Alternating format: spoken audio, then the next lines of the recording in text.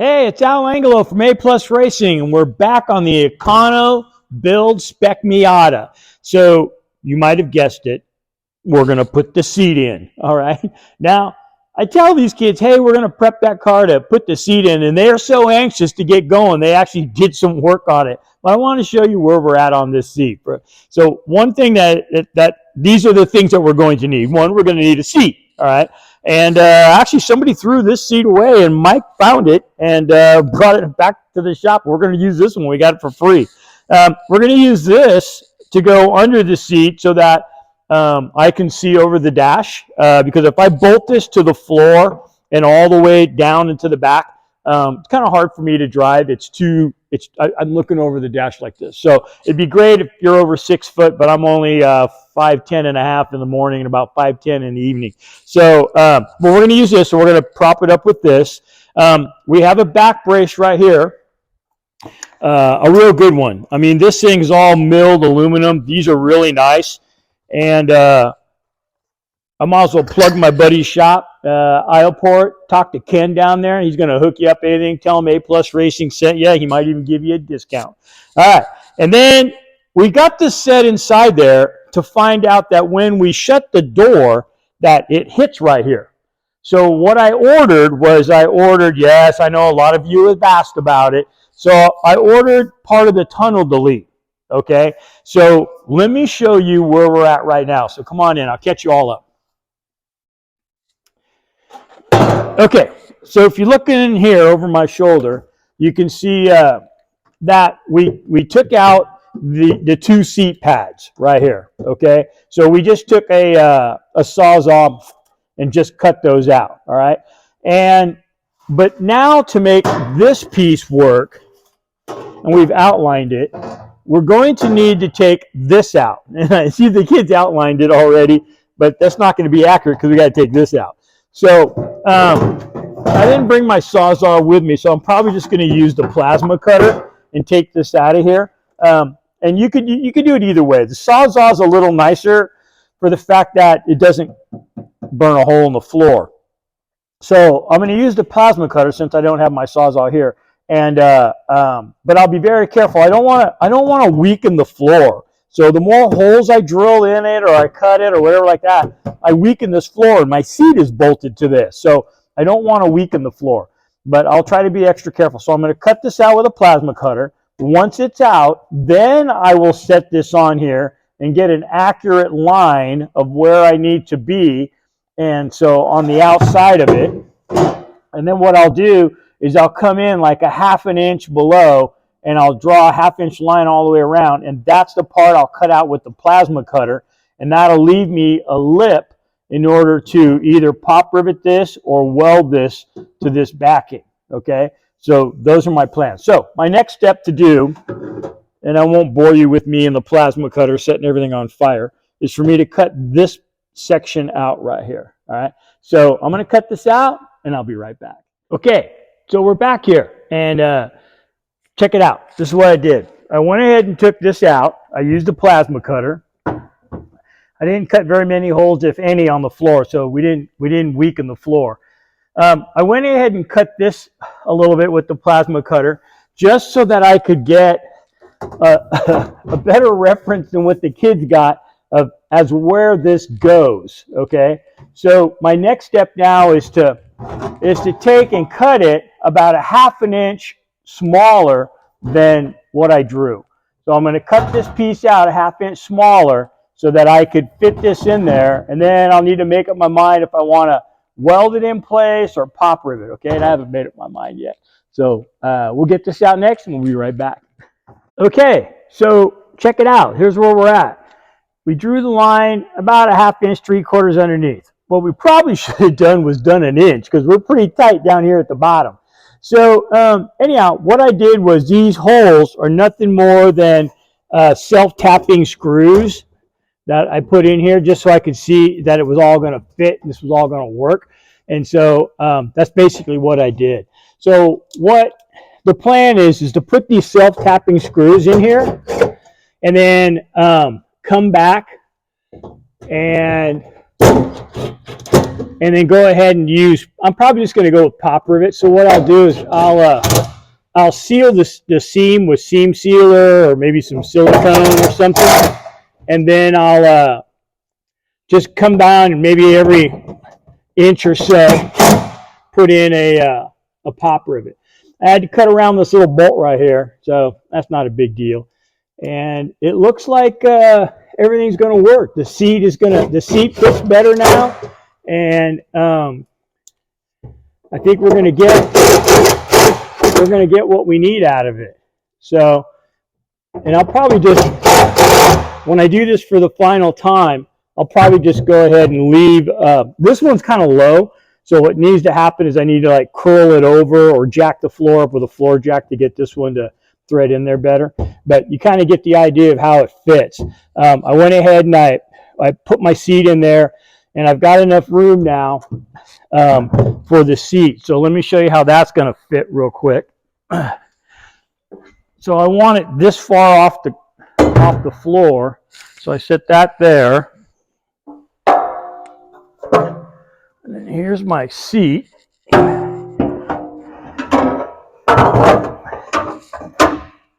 Push it in there like that. Okay. And here's where I had the problem before. Okay, so before I notched that tunnel, it would hit this right here. And so, because this is kind of a wide seat because I'm kind of a big person. So anyhow, so now the door can open and shut, okay, without being interfered with the seat. And that was the whole plan. All right, next step, to get that thing fastened all down, we'll be right back. Hey, we're going back and we're going to finish up our floor pan modification here. So we've got it all cut out. And what I'm going to do is I'm going to seal it with some sealer. And actually, all I'm using is RTV right now. Some silicone that I used when I build engines. But you could use seam sealer. That'd be a good idea too. I'm just going to put a bead of silicone all the way around it, try to seal out any exhaust fumes and all that kind of stuff coming inside the car. Customers are always complaining about exhaust fumes. And then we're going to go ahead and screw it back down with the self-tapping screws. And then I went ahead and brought my my pop rivet gun and some pop rivets from home, and we'll pop rivet this thing in. So let's go ahead and get started here. All right. So I'm just going to run a bead here.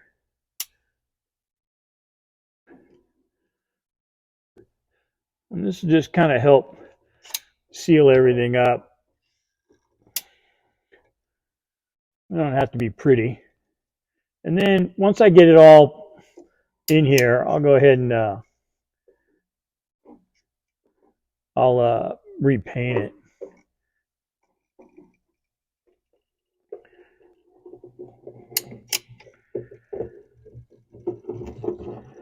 Can't wait to get this car out on the track and see how it does. We'll fill in that little hole.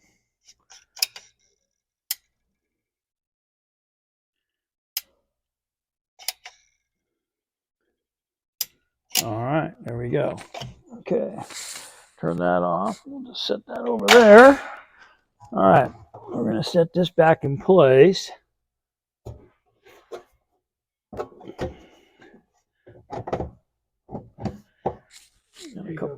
Got a couple of those lined up. Mike's giving me some more screws here.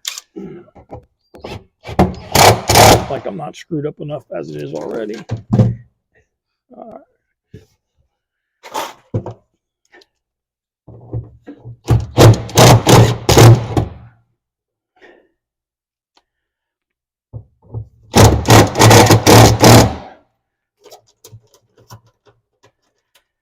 Okay. And the pop rivets, if you've never done pop rivets, they're pretty easy. They're actually somewhat fun to do. And what I can do also is once I'm all done, I can come in from the back side there and reseal it from underneath also.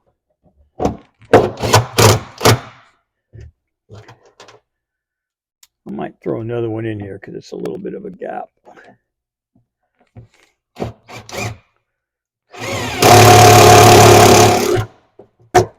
Uh-oh. battery went dead. All right, we'll try to recharge that. Let's set this over there, Mike, into the recharging file.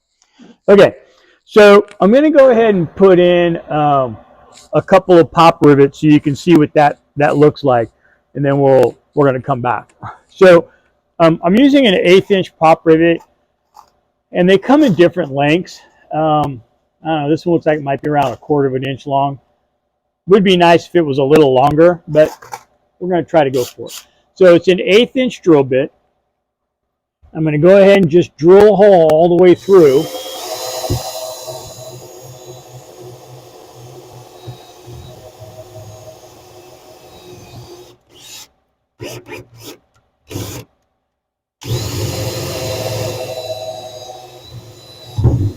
Okay. And if you've never used a pop rivet gun, pretty simple. So basically, I take the pop rivet and I just feed it in. I have the correct size hole here. You see it comes with some different ones. There are different pop rivets you can get. And then you just push it in nice and firm and then pump the handle till it pops off. And that's it. So what it's done now, it's locked itself to this metal right here. I'll go ahead and do another one right here.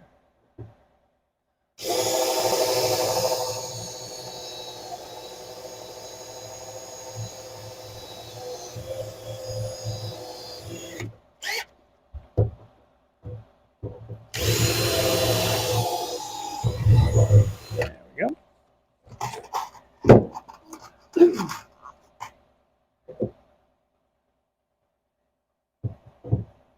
Oh, look, we're going to get some silicone on it. That wasn't intended.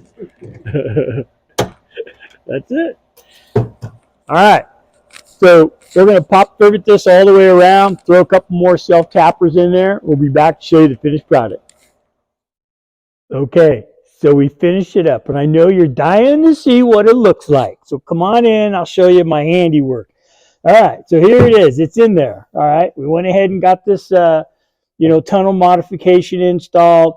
The plan now is to go to the hardware store and buy some more like round-headed screws that we can replace these with. Be a little cleaner, less chance to catch on something. Another thing that's going to happen here is when we go to put the seat in and the belts, we're going to need to drill a hole over here somewhere for the harness to go in, and we'll use a special brace for that on the back side, because this is just sheet metal. I don't want to, just tie in a harness into this bare sheet metal like that. So we're going to reinforce that on the back side. But we resealed it.